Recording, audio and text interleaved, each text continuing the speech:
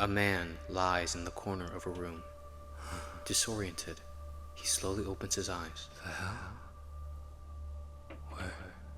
Where am I? He looks around. The room seems to be blank and windowless, but not completely empty.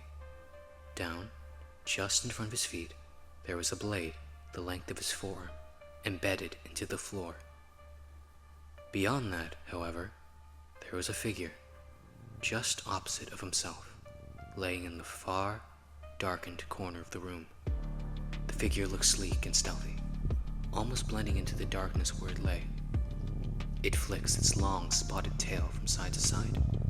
It stares back with piercing, glowing eyes. Is that a leopard? On instinct, the man tries to jolt further back, but he finds himself already backed into the corner walls. The beast watches in silence for a moment. It licks its jowls before turning its head away into the other corner. Beyond that, he finds, just behind the beast, was a smooth, hardwood door. That's gotta be the way out. Problem is, how would I get to it? That leopard is gonna pounce the second I move. I'm fast, but not that fast. He looks back down at the blade. Don't got any other option now, do I? He reaches forward towards the blade's handle. He wriggles its sharp edge, unsheathing it from the floor with ease. It shines dully with the limited light in the room. He stands, slowly taking a step forward. The beast lies still, softly and steadily breathing while flicking the tip of its tail. It's asleep. Raises my chances of success. The man quietly sneaks closer. As he's just inches away, he raises his blade above his head, aiming for the back of the beast's. Alright, kitty. You're about to have a nice, long nap. Before he has the chance to make another move, a low voice chimes in. Taking another life, I see. Can't say I'm surprised this was the outcome you've chosen. The man's head turns, eyes begin to dart around the room in a panic. Who said that? Do you see anyone else in the room? Try lower. The man looks down, towards the beast in front of him, its head held high. Hello. The man clumsily stumbled back, falling onto his bottom. The blade is still clutched. The leopard looms over the man.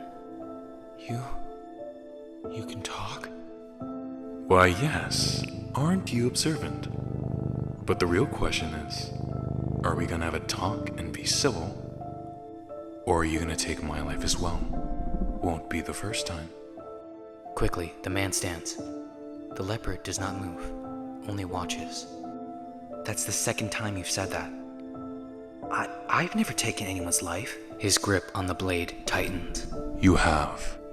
The life of an innocent soul. 2, to be exact. Did you forget even that? No. That's a lie. Does the truth sound like lies once they hit your ears? What point is there in spewing lies on the outside when you know this truth within? Then, without warning, flickers of images appear in the man's mind. Hazy memories of a time not long past. A car. A dark, dimly lit night. A lonely, rainy road. A bottle or two in his passenger's side seat. The headlights of a white sedan shine into the windshield. A heavy foot weighs into the gas pedal. The steering wheel veers to the left. The sedan swerves off-road and crashes.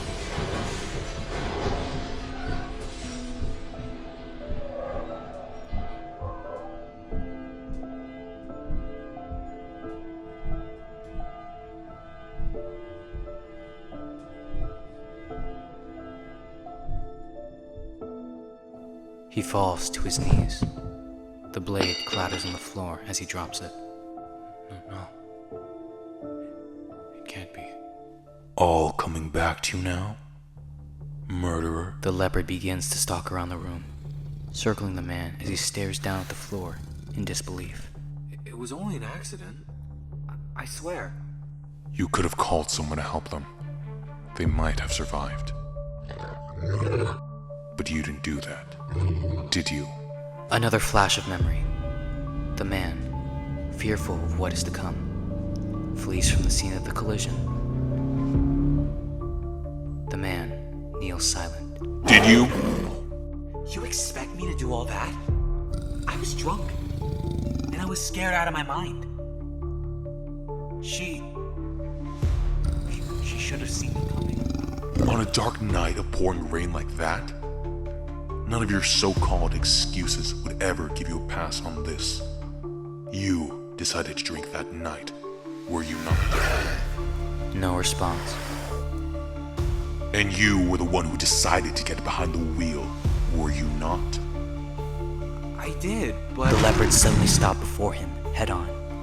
The man's timid eyes meet with those burning with rage. So you were at fault, are you not? Fine, I get it. But do you think I wanted that to happen? I wasn't thinking straight. Okay? And after Dad died, I was a wreck. Okay, I didn't know what to do with myself. Because without him, the only thing I could turn to were the drinks we used to share that we'll never, ever share again. You take the lives of two as you grieve over one? You think that fact changes the blood you've spilt? Or the chance that a spouse is now left without their wife or their child? The man breaks into uncontrollable tears.